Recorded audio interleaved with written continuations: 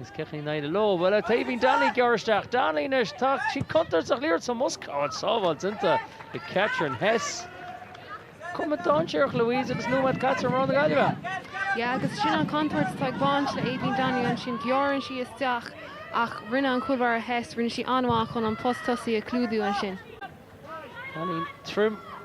Come in the meat. Just let Talon Tahila Hayden go share the Robbins a Hofteg. She Nicole Nixon Coolbarach or Botun and Shinskossen to get the maybe be Isabel Belichick a hug and Lear's Desha Chow at Saval it's under the man of the Quillen. Barna le Isabella Belichick if the cat engine and Lear's hurts waha. Yeah, because she's on contours to tag bunch.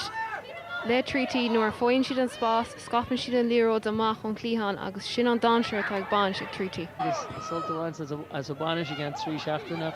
I know it's special secure very warders rap post. Well, let's gear up the chin. Maybe grow up. Gagan be Heshelu Shah Helen Gagan.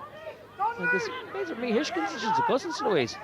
Yeah, Kappa me Hishkins me Hummersage the Rish, Katie Lawley on Shinner and Leerod agus Pioch Gagan Suis and Leerod agus well be McQuillan on Savali Yenov.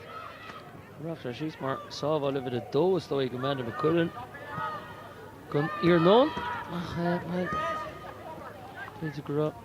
We're on the guy with them cousins of Queen and Chingro. I guess Martian kicks here at Ron the Galway. And that's Coulter Zachkama, Timo Gomuska, Ta Evie Danley, and scoring the Leroda. Kitoig, Bert Samala cousin to a gore. I guess Beck was a count shot, Shasamuska. Lishitza so because no crew more than Coolbora, Catherine Hayes. It's at the Gamaga Coolbar in the Yaxi chances she even Coslow gets even a hook fine kick sear. How Coolbar Louise and what card kill or not? Yeah, Intach on Coolbar and Shin V. She Glennon thrown in the Euro there Shin for she turn more air. Hanish Ben Kitoig egg even Cost Nihi even Coslow Hach even Donnelly. And no can convert even on scoring lyrics and no cause there enough. Donnelly shafts Muskalish Kitog Sholta. Oh. Sholta good blow, and guiding ards if we need Cotter. Give it a shake near she non session. It's around the posty. Arno Tall Lindsay McKee and Mass Nakalni Unad. It's Minica Hunniver Lindsay McKee, just in the Lero Zishin. Agus Eve Dasson, your scholar of the Hudzain Louise, I guess, Pimas can't see Tushka, Eve Dasson, I guess Lindsay McKee. Markets Fields. Boa Journal Gallian Chuckle Shire Goblin Rawfields a Ficket 3. Me yet my off over Ficket 3 be Buac up 3 and on to chat. Jodie Griffin agus Kate Thompson na cooler no card shin. Kate Thompson na cooler fall feel her action and Shasta Musket Belichick to the all Belichick skill test. Oh Shasta Musket says Javin Danley Curchy Brunchlears top cool Fonsa we're on the guy if we are here hall near right and leaving Constant Conscious and Vellets around the posty. Nima Kinta K a footy. Ach, Ozen Downer we're on the Galway. Ja, Intach O'Galia, Cappenker, Kiola Bergen of 4 on Cool Fuyera, a Fecher Shano, Isabella Belletits on Coolbar for she love air. Ach, ní raibh siad ná Galia ag stoppa. Carter Fadja Louise Ivran ní Kiola Bergen sin ná cúigiú cool like a tí go Stí Cliffa for she paid in their shot cats and Piedmont paid a amount of dona sligach. Agus mar sin cool Fadja i Kiola Bergen. Agus Colleen Russ Craig, Tiberdoran, Neem Lina Deo Gish. Agus he might say Rogrock. Shilling Kiola Bergen, Colleen for cool. Bergen and Garstaff. Kiola Bergen it's in the Gahintach. Let's Tasso, Shasta Muska. Oh, let's go hole. Let's go Liros. Snasny Kiola Bergen. Eshtach Gemmer, Doherty, Son Oscar, Engadam Cart, on cool like Morona Galway. Ja, sár Choimer Threesh Galia and Shin. Kiola Bergen Capum leis an céad líróid ach peoch simach Emma Doherty. Níor aon na peocha sús Emma Doherty an sin sa bhosca ach críocálan ó buileachchan agus bhí filtrill bhí si lánsáasta lei sin. Níos an tú hénig le hamadars Louise bhí seachas leis an Kiola Bergen Emma Doherty show. Well, let's go cho Emma sa sin na meas na tosaí here. No níos do bhád gimmers le chéile hosa Bergen amach an seo faoi heachtaigh faoi is le marrá tríti ar nó tosaingur Emma Doherty le marrá sligi. Agus both tríti taine na móthir mala clia gims Bohemians. Allo sola Shasta Muska. Oh, tester nach a let's go haval and east. Mirútsach we imagine McCullen She even needs a Kira Breslin, a hug for Nero. That planner, sure Louise, out of solo crow tripled a Stressny she and Lero's go bra Breslin, listen Nero, if it needs a let's go hova like Amanda McQuillan. Yeah, sábháil den céad scoig me chuileann an sin. Ach, céimh nach raibh aon peocha sús Breslin an sin sa bhosca, ní bhaid filtreil sásta le sin faoi cosán sa Galway, ach fechamid an dáseir atá ag róla nuair Buaicphointí an spás an sin. Well, Honda Matfoki, kick Cunha, Stress Muska, Herds of Lishiganshin, and Lero's a Prabba Hart. And it's here here Hall Amanda McQuillan. Some can't send 10 for Emertati, Kyola Bergen. Gurmad was asa tá Luke Murphy towards gradum imron in the Clehe go Emma Doherty. Yep. Thank you very much. Fear stuff Emma Emma. Just tell us a bit about your new lease of life here in Galway. 2 goals now in the league. Top the table. How are things? Yeah, no, we started off the season well, so we have, I think that's 4 wins now on the bounce, so as long as we keep winning, we'll be happy. You and Evie were kind of switching roles there on the wing and in the centre. Is that kind of a new tactic that Phil is trying to bring you in, kind of shift you more into the centre?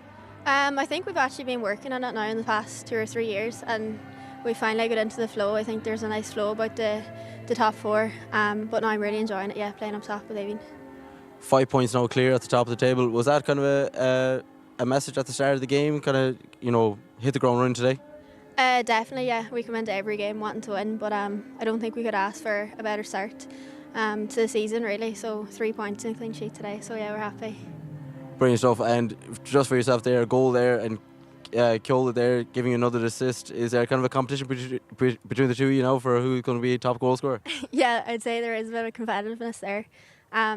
Kyola's sitting on a few more goals than me, but I'll be looking to catch her now as well. Brilliant. Thanks a million. Thank you. Pop into the middle there now. Hi, Evie. 4 wins from 4 in the league now. Just tell us about that start. Yeah, it's a good start, definitely. I think last year Treaty took points off us on both home and away, so I think we wanted to come down here and get points today. But yeah, really good start to the season, but not going to get ahead of ourselves either. A long way to go. You haven't won here since 2023. Was that kind of a message there today, just to kind of get a win here? Yeah, I suppose so. Like I said, they took points off us last year, and coming down to Marketsfield, it's never an easy place to come. They're well set up, but we knew kind of as an unspoken between us all that we wanted to come out of here with 3 points today. Just tell us a bit about the camp as well. It's a great start. You're 4 wins from 4. Just tell us how's the mood in the camp? Yeah, really good. I think we have a really good environment. Everyone's really close, and I think you can see that on the team as well. If anything happens with any of us, someone's in picking them up straight away, and I do think that goes a long way off the pitch as well as on the pitch. There's a few new faces in Galway United this year, even 2 from Treaty that were played here last year. How are they fitting in? Yeah, they're integrating really well. I think Cara played really, really well when she came on today, as well as Amanda. Some great saves at the end of the game too. They're really vital to our team, so yeah, really happy to have them. Thanks, Evian. Gurmad, what's that? Phil, 4 wins from 4. Just tell us the mood in the camp. Do you expect the start from this team? Yeah, to be honest, I'm not being egotistical, but we started like this every year. The trick is the consistency of it. We have talented players, but it's consistency of performance. You probably saw a different side of us in the second half there. Treaty improved in the second half, and we were dogged, and obviously Amanda makes a big save at the end, keeps a clean sheet. But did I expect it? Yeah, I have high standards for them, and I want to continue to try and do it, but you take each week as it comes, I was just going to say there, Amanda had an amazing game. Is she kind of giving you more confidence in the side defensively? I know the clean sheets haven't kind of come. There's been 2 now on the bounce, but is she giving a new kind of side of confidence now to this team? I think she's bringing experience. We're very lucky that we have a good goalkeeping group. Nicole is with us as well, and Jane is with us, but we're very lucky in Amanda's experience. You can hear her there even calling the referees on foul throws and stuff like that, and she's an experienced winner, and that's why we brought her in. We want to take that step to try and win more games, and last year we were here, we played all the pretty football but didn't win the game, and no one remembers it, but the most important thing is 3 points. And what's next now to keep this momentum up in the league? Yeah, we've took our away trip to Cork. It's never easy going down to Cork, to be fair. I know the table might say different, but the league is improving all the time, so there's not them big walkovers that there were a couple of years ago. So we just need to stay level-headed and approach the game next week with kind of, I suppose, the same vigour and intensity that we probably approached in the first half, and just make sure we keep rolling week on week. That's what it's all about. Brilliant. Congratulations, Phil. Thank you.